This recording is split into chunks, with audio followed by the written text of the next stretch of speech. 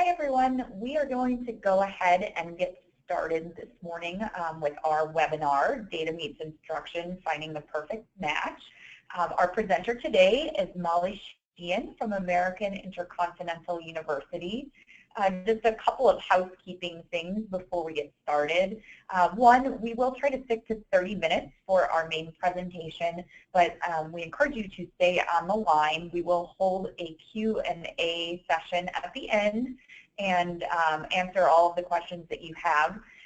Please do submit your questions through either the chat or question function as you are all on mute. I will moderate the questions and present them to Molly.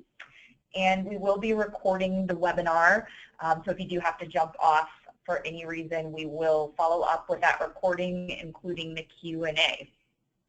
So with that, I'm happy to introduce Molly and let her take you through our webinar today.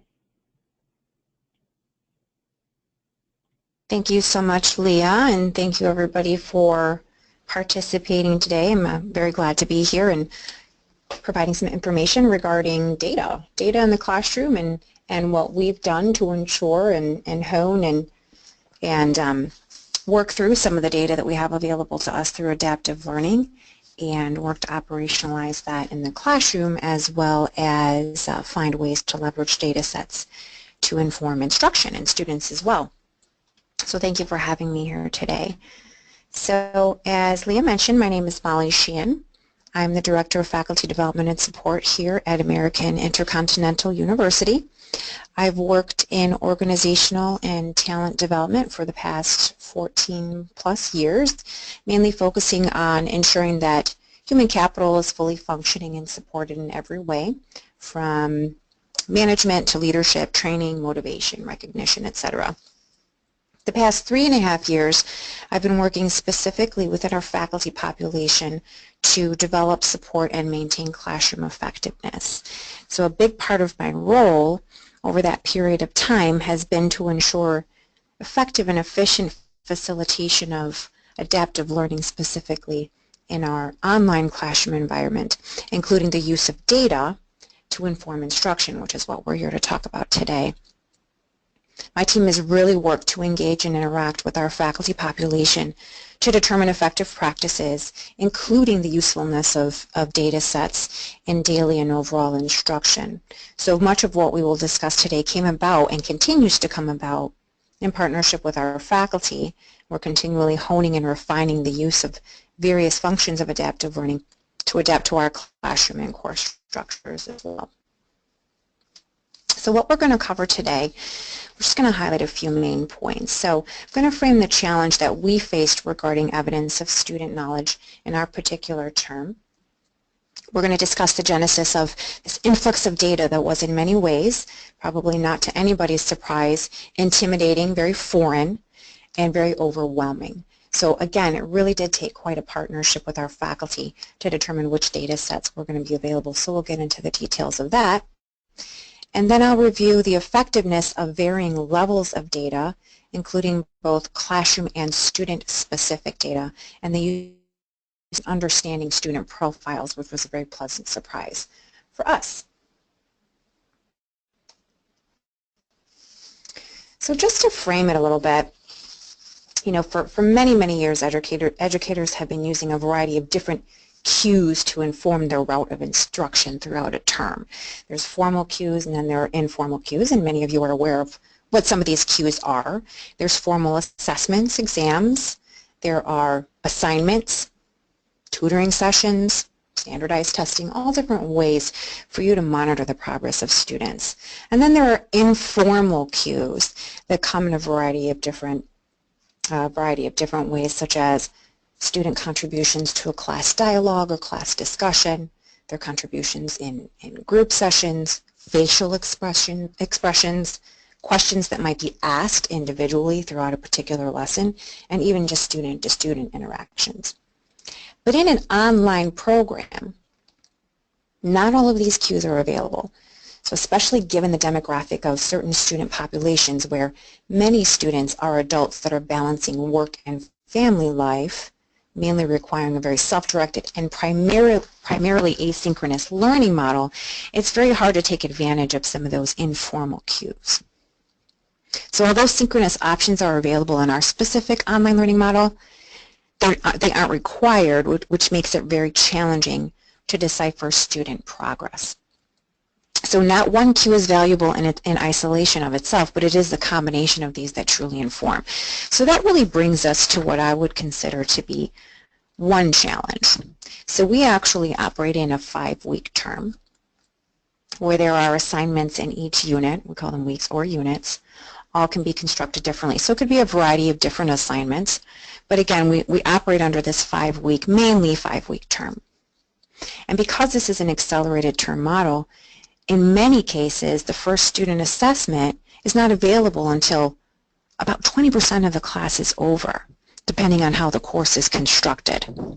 So those intrapersonal learners that are engaging only in the first assignment but may not be yet engaging with the instructor or any of their student peers or in any other way in the classroom makes it very challenging for instructors to determine what students know and what they don't know until about 20% of that course is over. And then, of course, the turnaround time to evidence, knowledge, and improvement may not be for another week. So that's I'm just, again, spotlighting one area of our challenge specifically in the online environment in our accelerated model. So with the inception of adaptive learning, and given its extensive analytic capabilities, we did set about to determine what could be useful in terms of instruction to fill some of the gaps that we've just identified in terms of the lack of those informal cues and that self-directed model where students may only be engaging further along in the term. So adaptive learning did seem to be a step in the right direction for us. It is a piece of the student ability puzzle, but again, we had to determine, given that piece of the puzzle, given the data that's available, and there's a variety of different data sets available, what we could do with that. I emphasize that it's only one piece of the puzzle because of the way adaptive learning is integrated in our particular learning model. It does serve to bridge a critical gap in that time frame in which an instructor is provided with an indication of student knowledge. So information regarding a student's progress and knowledge is available the moment a student generates any activity in the system. So if you think about the 5-week term, if a student is generating any activity, even in day 1 of the term, that's more information than our instructors had previously.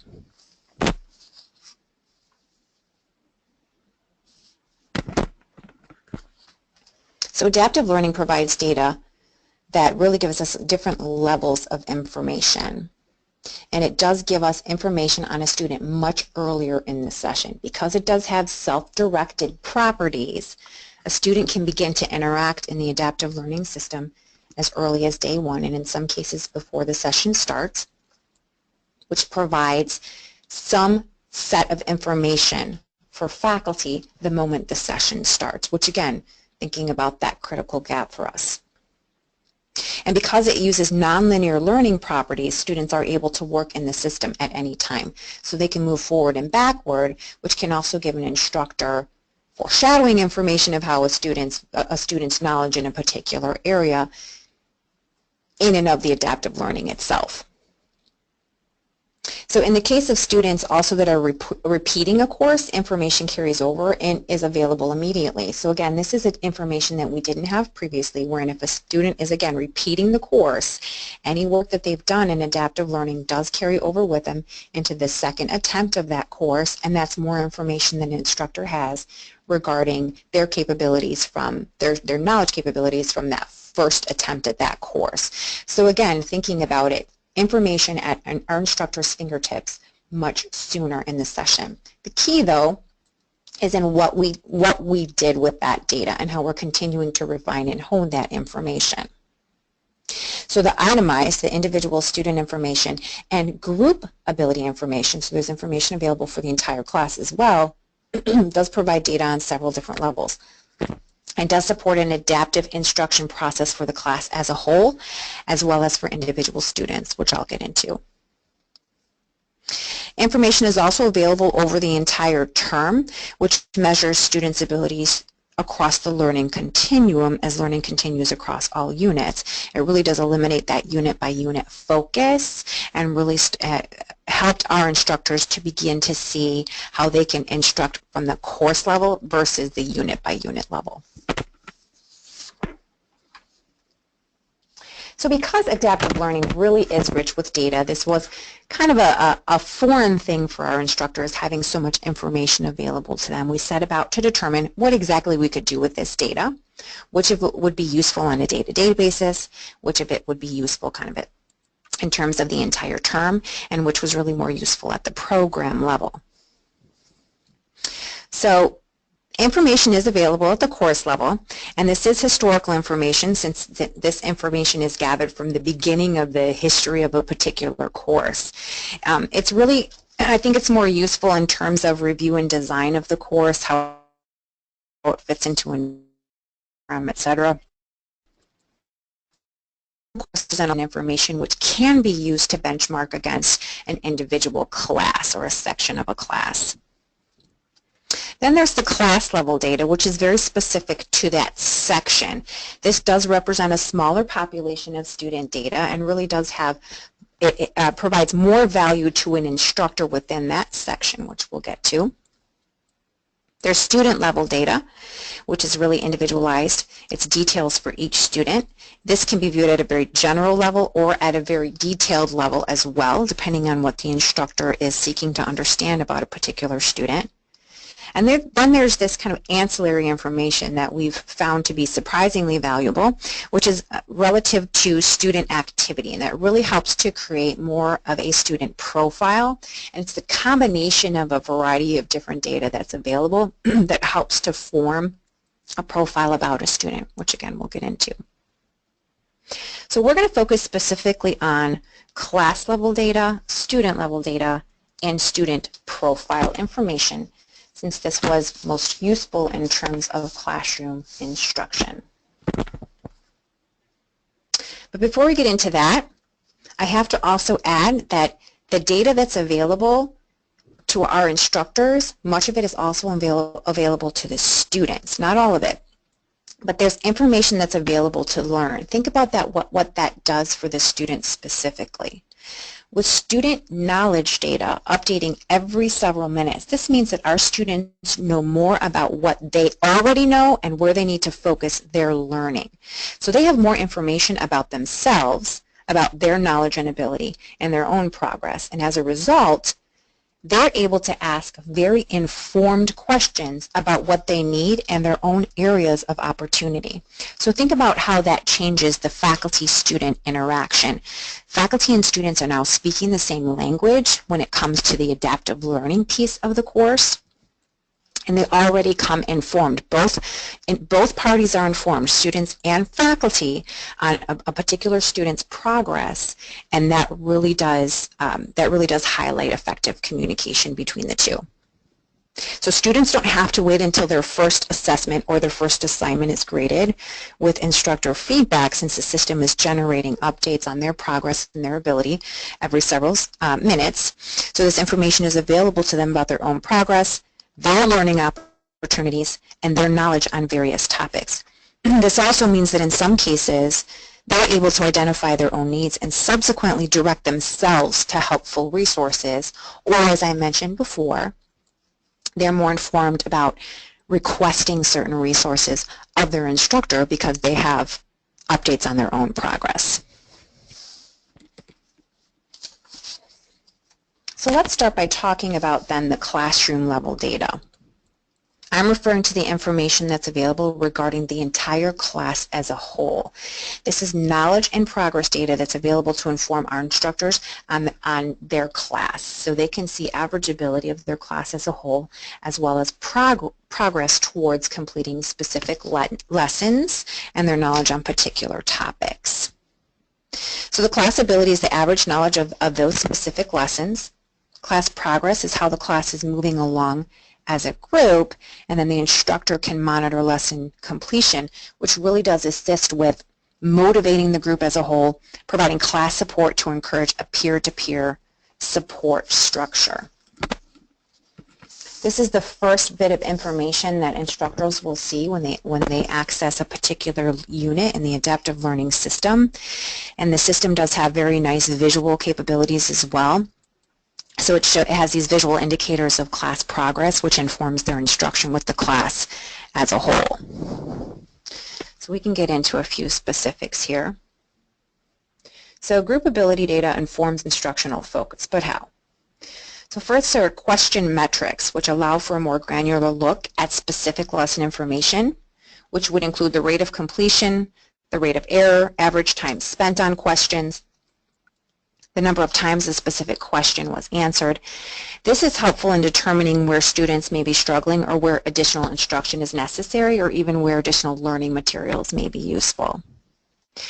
The average group ability, as mentioned before, does reflect the average knowledge of learners on particular topics. So as instructors start to see that there are specific highs in knowledge ability on one lesson and specific lows in knowledge on another, instructors are able to adapt what they're focusing on in that particular unit based on group progress. Class level data also really does create a sense of student community because, again, the system does have such self-directive properties. The instructor is able to address the group opportunities in live chats, so those would be often referred to as lecture hours, in discussion board threads, through broad email communication, etc. It does inform our faculty, again, on what additional instruction is needed in preparation for a class assignment, so our instructors are able to take the lessons and the topics in the system and apply them to upcoming assignments or assessments so they can start to create more of a cohesive learning environment, more of a dynamic classroom environment. And because students are not always aware of their progress in relation to their peers, instructors are able to bring this group information back into the classroom to identify where, as a group, students are struggling and where they're excelling, which can also be a motivator for students. It really does create more of that sense of community. And then there are the adaptive resources. It does assist with determining what specific resources may be needed. We call those just-in-time resources. Learning materials can be added as group needs are identified, either in the adaptive learning platform directly. There is the capability of adding resources within the system or in the classroom in general.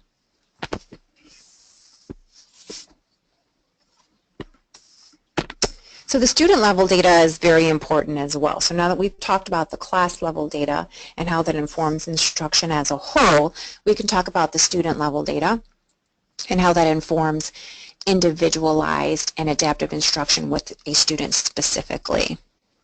Because this information is updated every several minutes, instructors know that they're getting the most recent data for a specific student. So the first type of information that is very valuable, that again we've defined this here at our institution in partnership with faculty, is the time spent in a particular topic. This is very important in understanding a student's aptitude on a particular topic. So some students may work through lessons in 20 minutes, and for some it may take them up to an hour, hour and a half, and sometimes greater. This is information that's extremely valuable to instructors. So if you think about when you have a textbook in a classroom, the student is completely on their own with reading the chapters and the units in that particular textbook and coming prepared to class. What you don't know about that student is A, whether or not they've read any of the chapters in the textbook, B, how much time they spent reading it, right? And I'm talking about a physical textbook. That's all information that you don't have that could be very useful in determining how prepared students are. This information is available in adaptive learning. So our instructors have told us that this is one of the first pieces of information that they look at when they're reviewing individual student progress, is how much time they're spending. This also helps to inform instructors on how they're going to coach their students. So if they've seen that a student has worked through a particular lesson very quickly and has scored low on that lesson, they can coach the student to slow down, take their time, be sure to read the material, and answer the series of questions again. Another variable is what's called the deliveries. And this is the number of times that the lesson was accessed by a student. So as instructors are seeing that students are accessing one lesson a particular number of times, or an increasing number of times, this could indicate something to the instructor. It could indicate that this lesson might be confusing, and so a student needs to go in and review it over and over again. It could indicate that this is a lesson that may be of particular interest to that student. So there's a lot of information that can be gleaned from the number of times a student has accessed. The next is their ability, which is actually their knowledge. So this information reflects the knowledge and ability on a particular lesson, and the data will also show shifts in knowledge over a period of time. So as students continue lessons, their knowledge will shift, their evidence of knowledge will shift, and instructors can track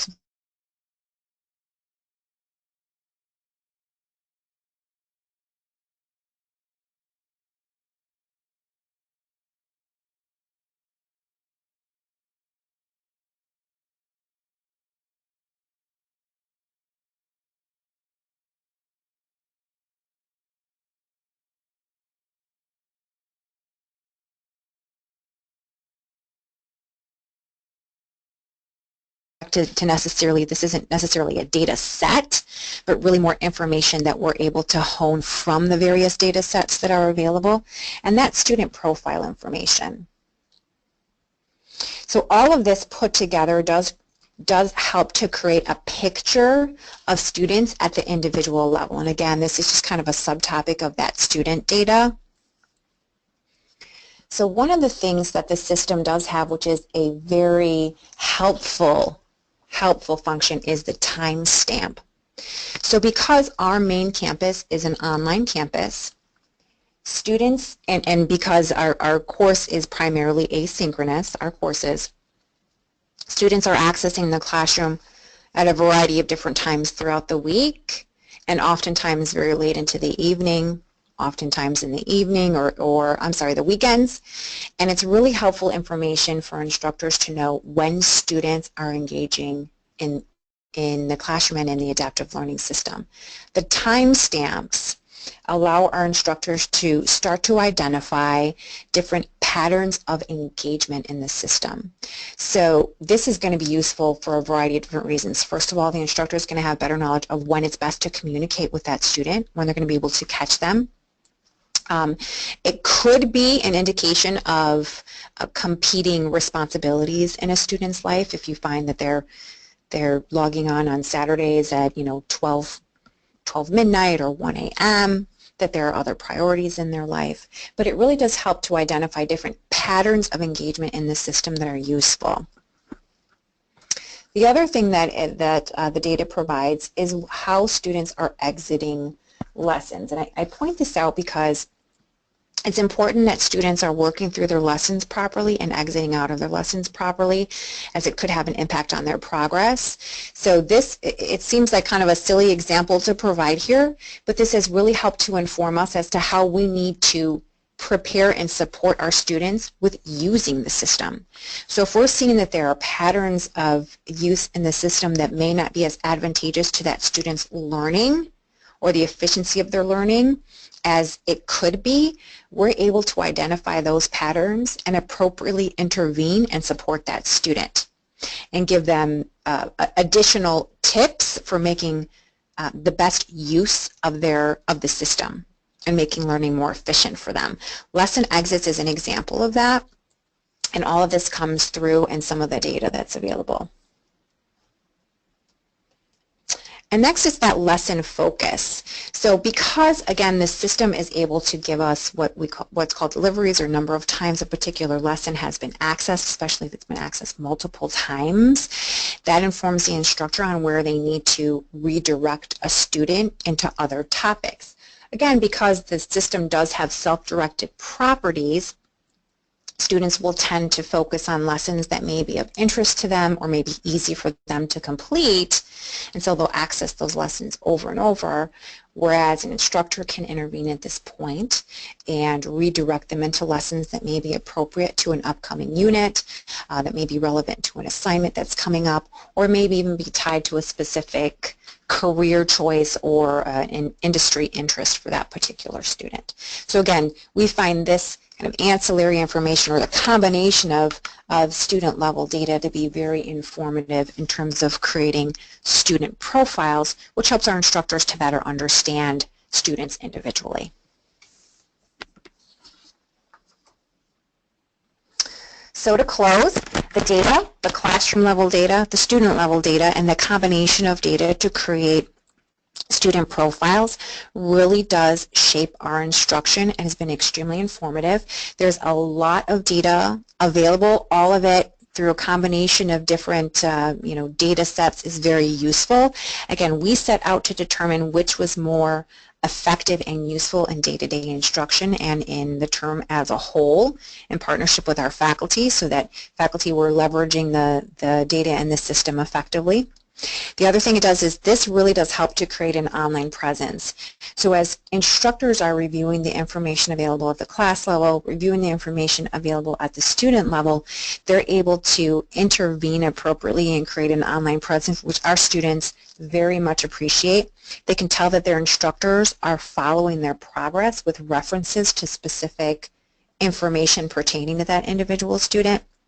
And it also assists with creating that common language between students and instructor, which will create more effective communication between the two. And again, this is one piece in a collective instructional approach, but it's an important piece. It does bridge that time gap for us in our 5-term model. It's important and informative, but again, it is a piece of a complete instructional approach. So with that, Leah, we'll conclude and see if there are any questions. Thank you so much, Molly. That was fantastic. I don't have any questions that have come in yet. So if you do have questions out there, please do type them into the question box and we will answer those now. We'll hang on just a couple of minutes and see if we get anything coming in.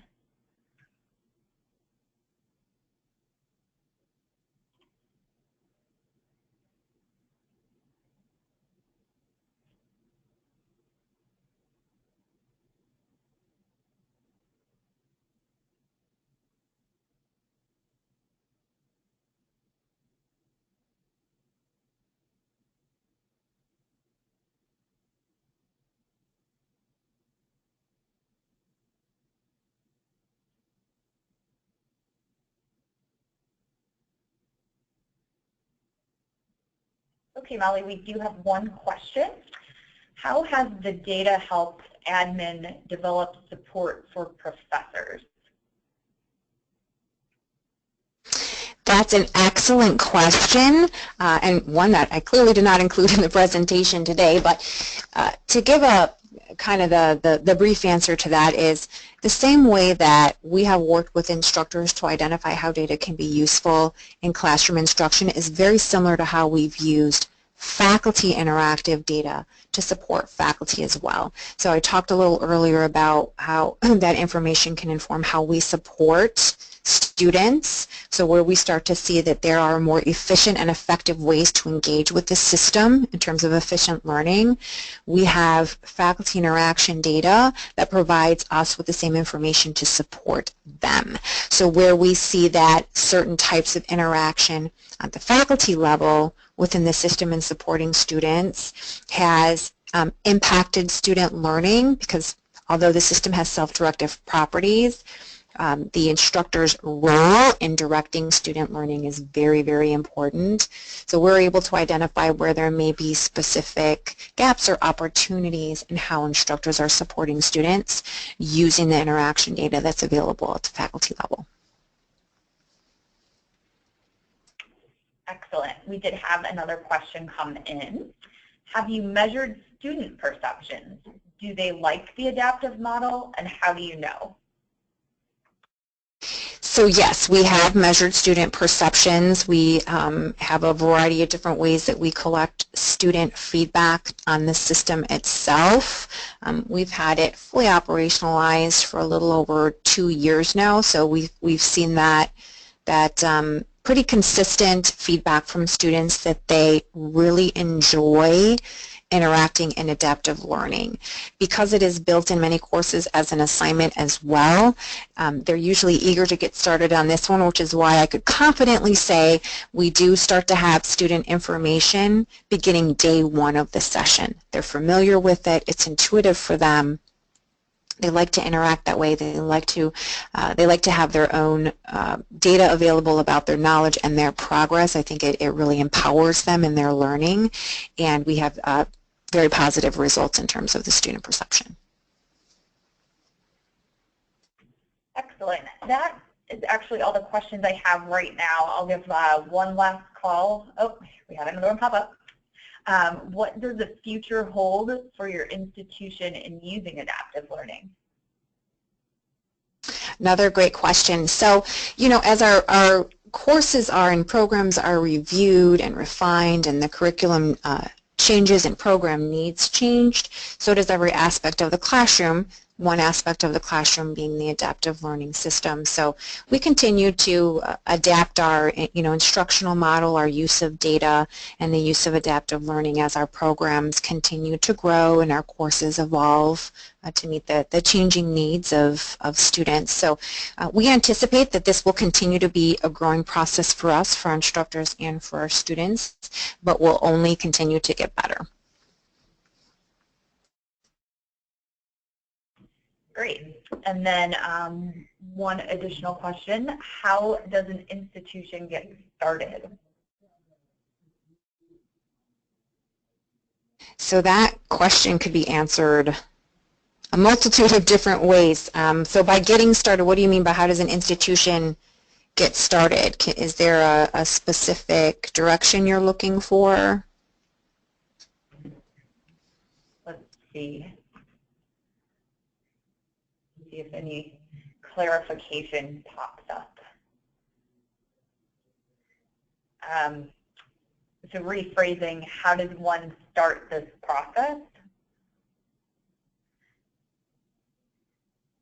Okay, so I could probably give a pretty broad answer to that. I mean, I think that there's the concepts of any, major organizational change or operationalization of any major major system probably would apply here. The first step is getting all of the stakeholders together to develop a project plan. I mean, I can specifically speak to faculty involvement, which was it was a process in and of itself, but I mean it really is, it's an all hands on deck, shared vision, shared collaboration, ongoing project management model that has worked for us.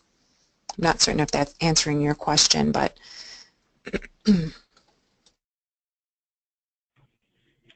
so the follow-up question to that was, does it start from the top? It starts from the top. So it's really creating that vision, because it is, again, it's an all hands on deck project. It really is an institutional shift in many ways.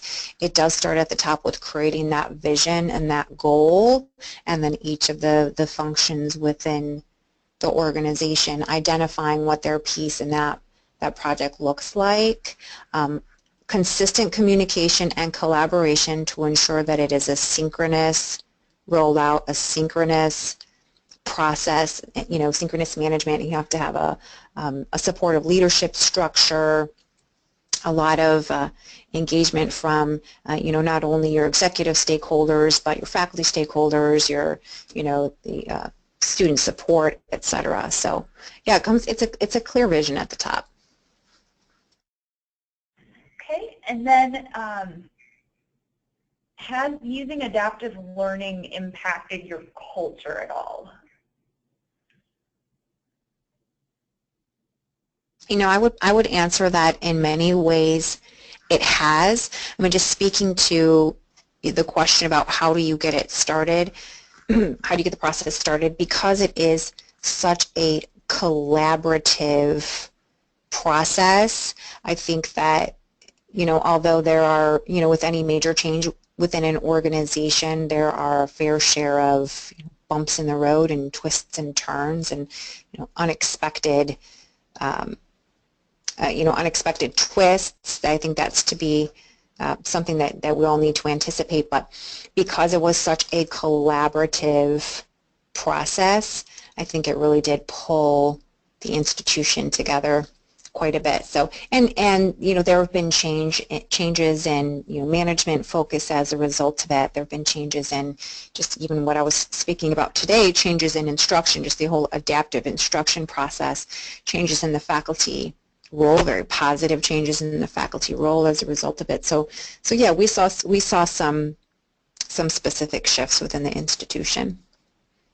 From my perspective, me being one person in the institution, I would say they were very positive shifts. Good. We had a couple more questions come in. The first one is, any tips on providing faculty development on using the data? Do you meet with them individually or provide them with training materials? The answer is both, to varying degrees. So determining how the data would be most useful really couldn't be something that was defined by administration. We really needed the collaborative partnership with faculty to determine what was and wasn't useful. We pointed out what data was available, where it was available, and what that data meant. By using it in the classroom, by using it to inform their instruction, we were able to identify what some of the broader needs might be across all of the faculty. So we had specific groups of faculty that we were working with, samples that were representative of the community in general across different programs and across different course levels that we worked with kind of in that centralized fashion to determine what data was useful and how it was useful. We partnered with them again to better understand the data so that they could take that back into the classroom and see if it would be useful. And from there, we developed standardized training, which again, because working with these centralized groups is helpful, but it has to be scalable. And with the number of faculty members that we had, we needed to provide some formalized training. But the training was developed in partnership with faculty based on their feedback and what was and was not useful to them. Good. And then the next question is, how long have you been doing adaptive learning? So overall, we've been doing it for over 3 years. We saw a significant increase in operationalizing adaptive learning in the classroom 2.5 years ago. So the project essentially picked up quite a bit of speed at that point, and that's where we started to see a lot of our efforts really kicking into gear. So I would say over 2.5 years, full throttle. Good, and that's actually all of the questions that have been submitted. I'll do a last call for questions quickly. If I don't see any more pop through, I'll go ahead and wrap up. And again, thank you so much, Molly. This was a fantastic presentation, and thank you to everyone who joined us. If you do have any other questions, please feel free to visit our website at www.realizeitlearning.com. There are a number of ways to get in touch with us there. We're happy to connect you with Molly if you have any additional questions or help you out. And we will be sending the recording out to all of the attendees. We encourage you to share it with your colleagues or people who may find the topic interesting. So thank you again, and have a wonderful day, everyone.